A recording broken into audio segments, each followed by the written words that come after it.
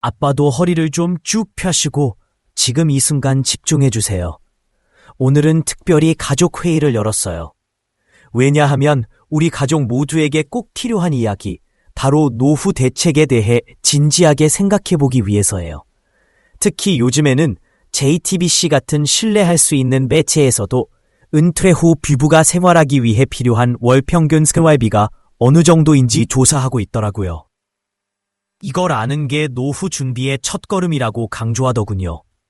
그런데 우리 엄마 아빠는 그런 고정 지출이나 자동이체 내역을 제대로 확인하지 않으시는 것 같아서 제가 평소에도 하루하루 장부를 적으며 가계부를 쓰고 있어요.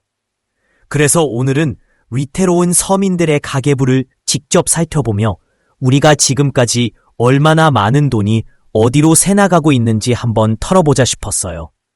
예전에 우리가 이사를 간 뒤 인터넷 비용 35,000원이 3년 동안 계속 나가고 있다는 걸 전혀 모르고 있었잖아요. 그때 제가 말했죠. 여러분, 바보처럼 살아야 되겠습니까? 라고요. 그 이후로 조금은 더 신경 쓰게 되셨나요?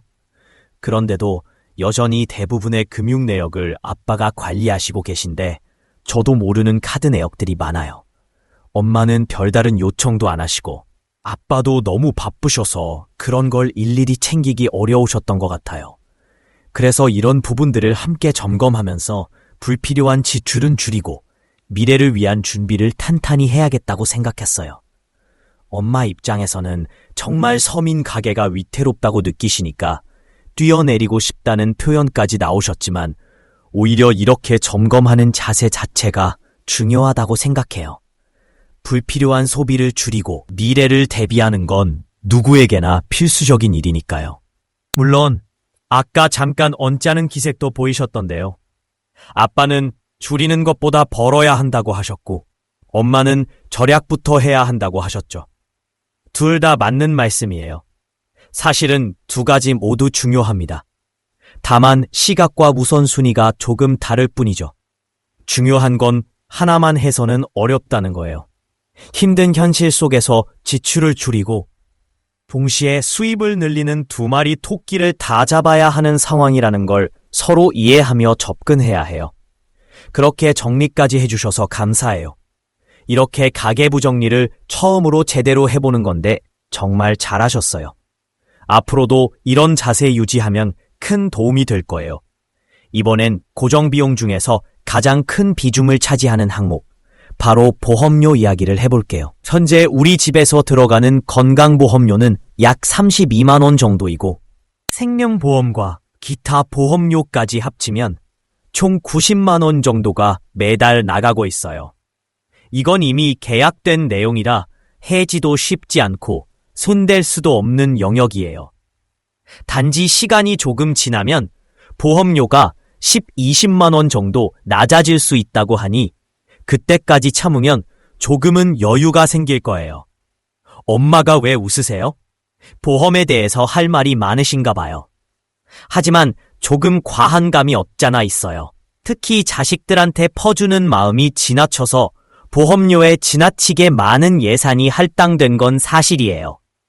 가장 큰 보험 항목은 역시 생명보험인데 아빠께서도 옛날에는 자식들이 어릴 때 혹시 모를 사고로 내가 먼저 떠났을 경우 가족들이 받을 수 있는 보장을 중심으로 많이 들으셨다고 하셨죠. 이제 자식들도 모두 경제적으로 자립했고 그렇게까지 보장을 받을 필요성이 줄어들었어요. 그래서 그런 보험의 의미가 예전 같지 않다는 생각이 드셨던 거죠. 전문가들에게도 몇 번 조언을 구해봤는데 오래전에 가입한 보험이라서 같은 혜택을 유지하려면 지금보다 3배 이상의 보험료를 내야 한다고 하더라고요. 그래서 그냥 유지하는 것이 오히려 유리하다는 결론을 내렸어요. 이 보험은 만기 때 원금에 약간의 이자를 더해서 돌려받을 수 있고 연금 형식으로도 받을 수 있기 때문에 장기적으로 보면 좋은 상품이에요. 수십 년 동안 꾸준히 납입해 오다가 이제 막 종료 시점이 보이기 시작했으니 지금은 굳이 해지를 고민할 필요는 없을 것 같아요. 그런데 문제는 엄마께서 보험료에 대한 전체적인 개념을 잘 모르시는 것 같다는 거예요. 예전에는 아빠 월급이 300 그리고 400만 원 정도였을 때도 이만큼의 보험료를 내는 게 가능했느냐고 하시는데 분명 무리가 있었을 거예요. 주변 사람들과 비교해도 아빠보다 수입이 더 많았던 분들보다도 더 많은 보험료를 내셨으니까요. 보험 설계사들과 상담할 때도 당시에는 수입에 비춰봤을 때 정말 과한 수준이었다는 얘기를 들었던 것으로 기억해요. 지금은 그런 시절도 지나갔고 우리 집안도 예전 같지 않잖아요. 과거의 이야기는 접어두고 지금 현재의 상황에 맞춰서 생각해보는 게 중요할 것 같아요. 옛날에는 보험료뿐만 아니라 골프, 다이어트 등 다른 지출 항목에도 상당한 금액이 들어갔어요. 월 20만 원씩 쓰던 골프도 그렇고 다이어트 비용도 만만치 않았죠. 하지만 지금은 그런 것도 줄이고 더 실질적이고 장기적인 준비에 집중해야 할 때예요. 이렇게 하나하나 점검하다 보면 우리가 지금까지 얼마나 많은 지출이 어디로 새고 있었는지 깨닫게 되죠. 앞으로는 불필요한 항목은 과감히 줄이고 중요한 항목은 효율적으로 관리하면서 노후 대비를 철저히 해나가야 할 것 같아요. 지금까지 꼭 필요한 고정비 위주로만 구성했는데도 부담이 만만치 않아요. 특히 엄마는 아직도 옛날 생각을 하시면서 이건 꼭 필요한 보험이니까 라며 지금까지 보험료를 꾸준히 내셨어요. 보험 하나만 해도 월 90만 원 가까이 나간다고 보면 되고 그 중에서 실제로 받을 수 있는 거는 검진비 같은 부분에 쓸 수 있는 32만 원 정도예요. 그래도 여전히 권영비처럼 국민연금도 들어가고요. 한 달에 약 20만 원 정도 자동으로 빠져나가죠. 근데 저는 지금 이 시점에서 국민연금을 계속 낼 필요가 있을까 싶어요. 오히려 납부하는 게 답답하고 짜증이 날 정도예요. 아파트, 관리비도 마찬가지입니다. 한여름이나 한겨울엔 에어컨이나 난방 사용량 때문에 금액이 좀 차이 나긴 하지만 평균적으로는 월 32만 원 선이에요. 도시가스 비용은 별도로 계산해야 하고 이것도 어느 정도 추가됩니다. 자동차 할부금은 월 73만 원이 나가는데 거의 다 갚아가는 단계예요. 이제 거의 끝나니 축하할 일이라 할 수 있겠네요. 마지막 투자라는 의미에서 조금 더 투자해도 괜찮을 것 같아요. 회사 사장님께 감사의 마음으로라도 말이죠. 시끄럽게 떠들며 다음은 핸드폰 요금이에요. 둘이 합해서 월 평균 46,200원 정도 나가더라고요. 4만 원 초반대면 참 저렴하게 쓰는 거 맞아요. 서로 통신사 할인 혜택도 잘 챙기고 조율을 잘해서 그런 것 같아요. 정수기 비용도 있는데 한 달에 32,000원 들어가요. 저렴한 버전으로 알아보고 비교해서 겨우 이 정도로 줄였어요. 할머니 댁 전화요금하고 도시가스비는 별도로 계산하면 되는데 이건 거의 월 10,000원 안팎 정도로 추정돼요. 이렇게 계산해보면 고정비만 해도 월 평균 100만 원 이상은 쉽게 넘어가더라고요. 여기서 변동비까지 더하면 정말 부담이 큰 편이에요. 카드 내역을 살펴보면 매달 들쭉날쭉한데 예를 들어 시골에 할머니 모시러 갈 때는 생활비로만 180만 원 가까이 드는 경우도 있어요. 장을 보는 데에도 10만 원 정도 쓰이고 홈쇼핑으로 엄마가 무언가를 구매하면 또 추가되죠. 대략 12만 원 정도 더 나가는 것 같아요. 개인적인 소비 항목도 있는데 경조사비는 엄마 쪽보다 제 쪽에 더 많이 발생해요. 특별히 많지는 않지만 예를 들어 8월 같은 달에는 40만 원까지 나가기도 했어요. 여기에 초등학교 동창 모임에서 또 2만 원 정도가 나가죠. 이런 모임은 연간 2-3번 정도 가니까 매번 크게 부담되지는 않아요. 그런데 왜인지 모르게 제가 참여하면 항상 문제가 생겨요. 야, 우리 한 달에 한 번씩 외국 여행이라도 가보자 같은 이야기가 나오면 나도 따라가야 하잖아요. 골프 연습장, 비용도 그렇고요. 연간 50만 원이니까 월로 따지면 약 4만 원 정도? 하지만 가끔 옷이나 신발 같은 개인용품도 사야 하죠. 아빠는 담배부터 시작해서 여러 지출 항목이 있어서 종종 예상보다 더 쓰는 경우도 있어요. 하지만 전체적으로 평균을 낸다면 제가 월 30만 원, 엄마가 20만 원에서 많게는 50만 원까지 잡는다고 보면 될 것 같아요. 요즘은 금리도 올라가고 있고 금융 비용 자체도 점점 늘어날 가능성이 커요.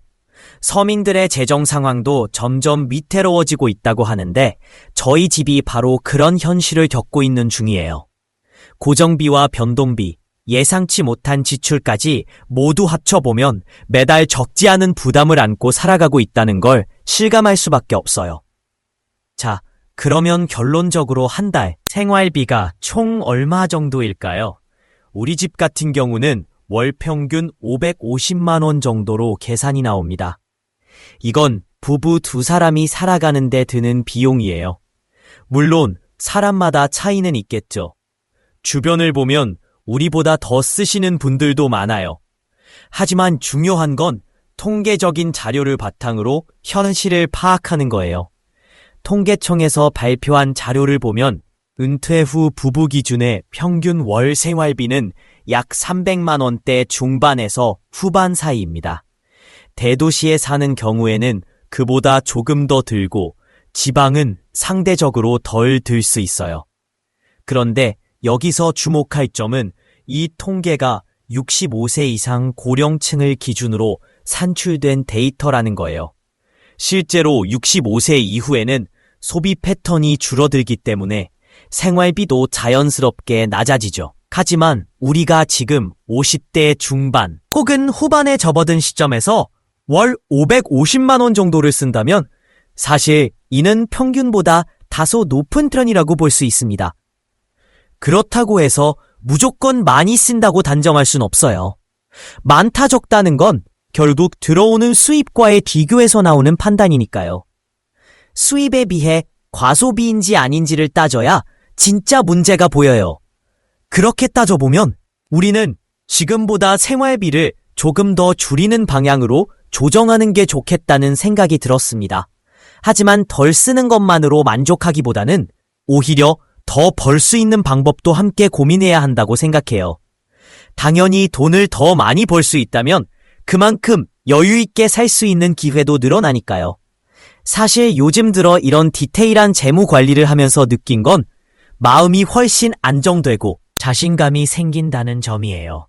앞으로 살아갈 날들이 더 많기 때문에 지금부터라도 체계적으로 준비하고 현명하게 사용하면서도 즐겁게 살아가는 방법을 찾는 것이 중요하다는 걸 깨달았습니다. 우리가 목표로 하는 삶은 단순히 밥만 먹고 사는 그런 기초생활이 아니잖아요. 여행도 가고 취미생활도 즐기고 친구들과 외식도 하고 골프장에도 가는 그런 여유 있는 노후를 꿈꾸고 있거든요. 그러기 위해서는 지금부터라도 소비 습관을 점검하고 불필요한 지출은 줄이며 필요한 부분에는 아끼지 않는 균형 잡힌 자세가 필요합니다. 예를 들어 카드 사용 내역을 3개월간 추적해보니 처음에는 200만 원이던 지출이 점차 180, 130으로 줄어드는 모습을 보였어요. 엄마도 요즘 쇼핑이나 외식을 자제하는 모습이 보여서 정말 고무적이었고요. 마트 방문 횟수를 줄이고 할인 쿠폰을 활용하는 등 생활비 관리에 대한 인식 자체가 달라지고 있다는 느낌을 받았습니다. 또 예를 들면 전기세 절약을 위해 건조기를 덜 사용하고 빨래 건조대를 활용하자고 제안했어요. 햇빛도 좋은데 일부러 전기를 돌릴 필요가 있을까 싶기도 하고요. 이렇게 작은 실천 하나하나가 모이면 장기적으로는 여행 경비나 취미 활동비로도 돌릴 수 있는 여유가 생깁니다. 생활 속의 작은 지혜, 그것이 바로 노후 설계의 시작이라는 걸 느끼고 있어요. 그리고 시간이 좀 지나면, 예를 들어 2년 정도 지나면 보험료도 줄어들고 연금도 받을 수 있는 시기가 오기 때문에 현재 수입을 유지한다는 전제하에서는 크게 걱정할 상황은 아닌 것 같아요. 물론 모든 게 완벽하진 않지만 그렇다고 해서 노후 대책에 대해 비상이 걸린 상황도 컨트리 인터넷 비용 3만 5천 원이 3년 동안 계속 나가고 있다는 걸 전혀 모르고 있었잖아요. 그때 제가 말했죠. 여러분, 바보처럼 살아야 되겠습니까? 라고요. 그 이후로 조금은 더 신경 쓰게 되셨나요? 그런데도 여전히 대부분의 금융 내역을 아빠가 관리하시고 계신데 저도 모르는 카드 내역들이 많아요. 엄마는 별다른 요청도 안 하시고 아빠도 너무 바쁘셔서 그런 걸 일일이 챙기기 어려우셨던 것 같아요. 그래서 이런 부분들을 함께 점검하면서 불필요한 지출은 줄이고 미래를 위한 준비를 탄탄히 해야겠다고 생각했어요. 엄마 입장에서는 정말 서민 가게가 위태롭다고 느끼시니까 뛰어내리고 싶다는 표현까지 나오셨지만 오히려 이렇게 점검하는 자세 자체가 중요하다고 생각해요. 불필요한 소비를 줄이고 미래를 대비하는 건 누구에게나 필수적인 일이니까요. 간 뒤 인터넷 비용 35,000원이 3년 동안 계속 나가고 있다는 걸 전혀 모르고 있었잖아요. 그때 제가 말했죠. 여러분, 바보처럼 살아야 되겠습니까? 라고요. 그 이후로 조금은 더 신경 쓰게 되셨나요? 그런데도 여전히 대부분의 금융 내역을 아빠가 관리하시고 계신데 저도 모르는 카드 내역들이 많아요. 엄마는 별다른 요청도 안 하시고 아빠도 너무 바쁘셔서 그런 걸 일일이 챙기기 어려우셨던 것 같아요. 그래서 이런 부분들을 함께 점검하면서 불필요한 지출은 줄이고 미래를 위한 준비를 탄탄히 해야겠다고 생각했어요. 엄마 입장에서는 정말 서민 가게가 위태롭다고 느끼시니까 뛰어내리고 싶다는 표현까지 나오셨지만 오히려 이렇게 점검하는 자세 자체가 중요하다고 생각해요. 불필요한 소비를 줄이고 미래를 대비하는 건 누구에게나 필수적인 일이니까요.